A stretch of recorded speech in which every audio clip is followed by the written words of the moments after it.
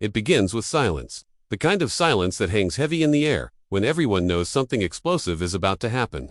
The cameras roll, the lights glare, and the host Piers Morgan leans forward with the confidence of a man who has dominated debates for years. Across from him sits Ernest Owens, a journalist and outspoken commentator unafraid of difficult truths. The stage is set, the audience can sense it. This is not going to be a polite conversation. This is going to be war. Piers starts with his trademark tone, forceful and sharp. He insists he has always spoken his mind, that he never shies away from controversy, that he stands on the side of truth. But soon the topic shifts to racism, privilege, and responsibility in media. And that's when it happens. With fire in his eyes, Piers Morgan thunders, "I'm not racist." The words crash through the studio like a thunderclap. He repeats them with conviction, slamming the desk as if to punctuate his innocence. For a brief second, you can see him almost daring Ernest Owens to challenge him. And Ernest does. Owens doesn't flinch, doesn't back down, doesn't even blink. He leans in and calmly dismantles Morgan's defense, piece by piece. He points out the difference between intent and impact. He explains how systemic racism works, not through individual hatred alone, but through patterns of privilege, through unchecked power, through the very media Piers represents. The clash is electric. The audience shifts uncomfortably.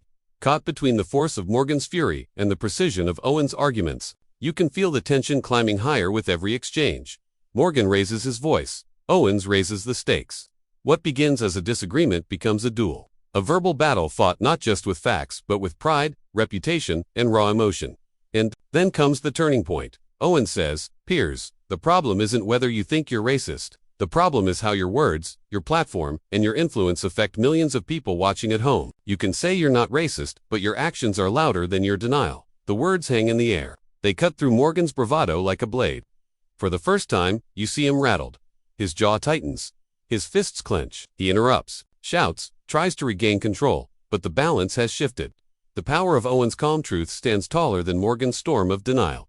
From that moment forward, the debate isn't just about Piers Morgan anymore. It's about every public figure who insists they aren't racist while ignoring the deeper structures of inequality. It's about every voice that has been silenced, every injustice overlooked, every hard truth denied.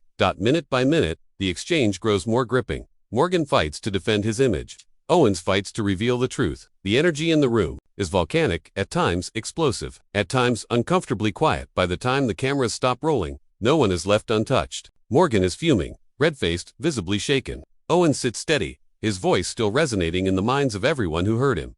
This wasn't just a debate. It was a collision.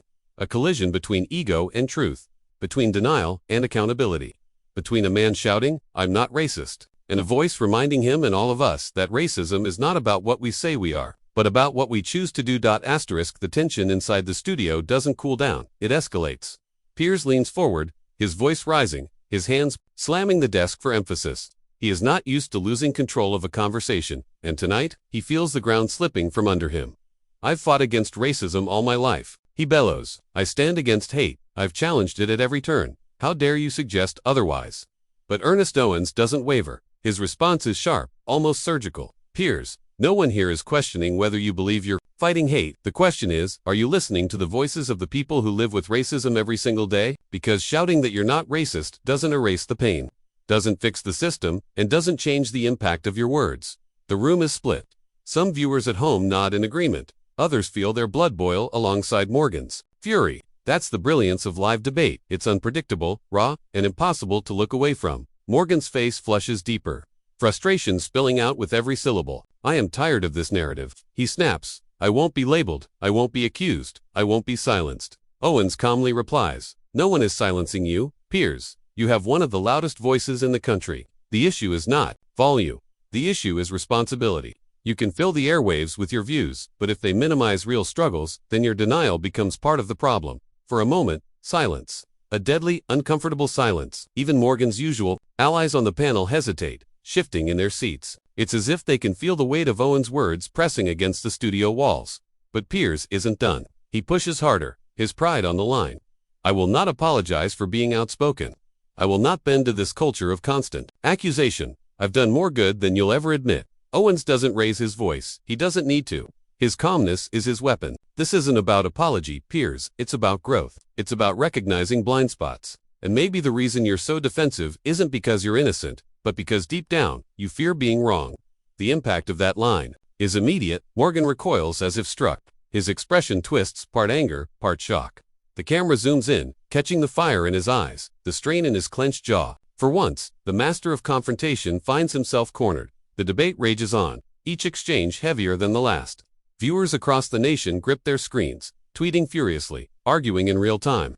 Social media explodes with reactions, some defending Morgan's passion, others praising Owens' composure. And yet, underneath the shouting, a bigger story emerges. This isn't just about two men arguing on TV, it's about the conversation. So many avoid what racism looks like when it's denied, when it's dressed as just an opinion, when those in power refuse to see the harm behind their words. Owens leans back, his voice steady as he delivers one final blow in this round. Piers, history will not remember how loud you were. It will remember whether you stood on the side of justice or denial. The words linger like smoke. Piers Morgan is fuming, shaking his head, muttering under his breath. He's not used to being outmaneuvered. Not like this. The debate had reached a boiling point. By now, viewers at home could feel it in their bones. The clash between Piers Morgan and Ernest Owens was no longer just an argument. It was a battle for moral ground. Piers sat forward, his eyes blazing, voice echoing through the studio with unrestrained fury. I am sick of being painted as some villain every time I challenge ideas. That's what's wrong with society today. The second someone disagrees with you, they're labeled a racist. Well, I won't accept that label. I'm not racist. And I never will be. The desk rattled as he slammed his hand down for emphasis. It was the trademark Piers Morgan explosion, the one audiences had seen time and again. But this time, something felt different. Owens didn't flinch. His expression remained calm, his tone steady, his eyes locked on Morgan like a surgeon preparing for a precise incision. Piers, he began, do you notice how loud you've become? How desperate? That's because, deep down, you know shouting I'm not racist doesn't actually prove anything. What proves it is your actions. And right now, your actions are to dismiss, deflect, and drown out the voices of people who live this reality. Every single day. Morgan shook his head violently, cutting in, that's nonsense. I've campaigned against injustice, I've condemned hate speech, I've defended people of every background, and yet people like you want to make me part of the problem just because I don't toe your exact line. Owens didn't raise his voice. He didn't need to. His calmness contrasted so sharply with Piers's fury that the power dynamic flipped. Before the audience's eyes, this isn't about towing a line, Owens replied. It's about recognizing that sometimes, even unintentionally, your words reinforce harmful systems. It's not enough to say, I fight racism. You must also ask, do my words uplift those who experience it, or do they silence them? The studio fell quieter. Even the other panelists, often eager to jump in, sat still, watching the duel unfold. Morgan leaned back, shaking his head, almost laughing in frustration. You want me to sit here and constantly apologize for existing, for speaking my mind, for daring to say what millions are thinking but are too scared to admit? That's the difference between me and you. I actually say it. Owens leaned forward, delivering his sharpest line yet. No, Piers, the difference is, I live it. You perform outrage, I live with its consequences. You debate racism, I experience it, and the louder you shout, the more you reveal that this isn't about truth, it's about your ego. The words hung in the air like thunder. For a split second, even Piers looked stunned. His lips parted as if to respond, but nothing came. And in that silence, the studio audience and the millions watching at home felt something shift. But then Morgan snapped back, anger flooding his face. This is ridiculous. I will not be lectured like this. I will not be painted as part of the problem. I've earned my platform, and I'll say whatever I damn well please. That's called free speech. Ernest, you should try respecting it. Owens tilted his head slightly, his composure unshaken. Free speech, Piers, isn't freedom from responsibility. You're free to say what you want, and we are free to hold you accountable. That's how democracy works. That's how progress is made. The tension was unbearable. The back and forth had gone from fiery to philosophical, from shouting to soul-bearing, and for the first time in a long time, viewers saw a Piers Morgan debate where he wasn't the one in control. The cameras caught him gripping his chair, his breathing heavy, eyes darting toward producers as if seeking backup, but no help came. This was his fight, and it was slipping away. Owens delivered the final blow, not with anger, but with icy clarity. History won't remember how loudly you denied being racist, Piers. It will remember whether your words built bridges or burned them. The studio erupted in a mix of stunned silence and audible gasps. Morgan stared, his face red, his jaw tight, his eyes narrowing. He wanted to fire back, but the line had already landed. It was over. The debate ended not with Morgan's usual triumphant roar, but with something far rarer, his silence. Piers Morgan leaned back in his chair, visibly rattled, his jaw still clenched tight. Ernest Owens, on the other hand, remained calm, composed, almost serene, like a man who knew he had said exactly what needed to be said, that producers rushed in, adjusting equipment, whispering directions, trying to smooth the chaos. But the energy was different now. Everyone in the room could feel it. Something extraordinary had just happened. Clips of the confrontation spread like wildfire. Within minutes, Twitter exploded. Ernest Owens just gave Piers Morgan the reality check he's been avoiding for years. Piers shouting, "I'm not racist," is exactly why this conversation is necessary. That silence after Ernest's final line. Priceless. Viewers weren't just watching another heated Morgan debate. They were witnessing a shift. For once, the loudest voice in the room hadn't won. News outlets picked up the story almost instantly. Headlines blared across websites and TV tickers. Piers Morgan left speechless in race debate with Ernest Owens. The line that stopped Piers Morgan in his tracks. "I'm not racist." Morgan's heated exchange goes viral. But beyond the sensationalism, there was something deeper, a conversation people couldn't stop having.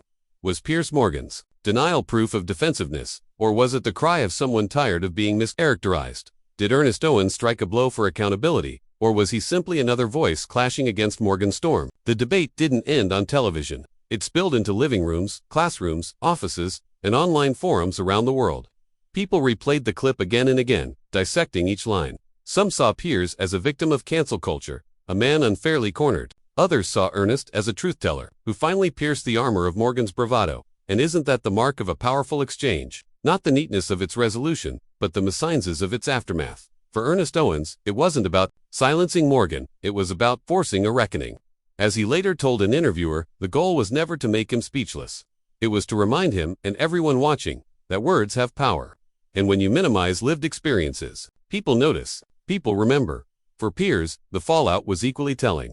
In later broadcasts, he doubled down, claiming he had been ambushed and demonized. Yet his defensiveness only fueled the debate further. Critics accused him of missing the point, supporters praised him for refusing to bow to what they saw as moral grandstanding. But regardless of which side people took, one fact was undeniable. The exchange had touched a nerve. It exposed the raw tension at the heart of public discourse, the clash between free speech and accountability, between identity and perception, between denial and lived reality. It reminded everyone watching that shouting louder doesn't always mean winning, and sometimes silence speaks louder than any argument. And perhaps the most striking part of all was how ordinary viewers reacted. People wrote online, "I've had this same argument at my dinner table." Watching it play out on national TV felt surreal. This wasn't just about Morgan or Owens, it was about all of us, and how we deal with uncomfortable truths. In the end, that's what gave the debate its staying power. It wasn't just a clash of personalities. It was a mirror held up to society itself. Weeks later, clips of that fiery line, "History won't remember how loudly you denied being racist. It will remember whether your words built bridges or burned them," continued to circulate. It became a quote, a meme, a rallying cry. For some, it was a challenge. For others, a warning. For all, it was unforgettable. And so, "I'm not racist." The debate that left Piers Morgan fuming became more than a viral TV moment. It became a cultural flashpoint, proof that even the loudest voices can be shaken, and that truth, delivered calmly and fearlessly, can echo far longer than rage. Because at the end of the day, silence isn't always weakness. Sometimes, silence is surrender, and sometimes, silence is the sound of being defeated by the truth.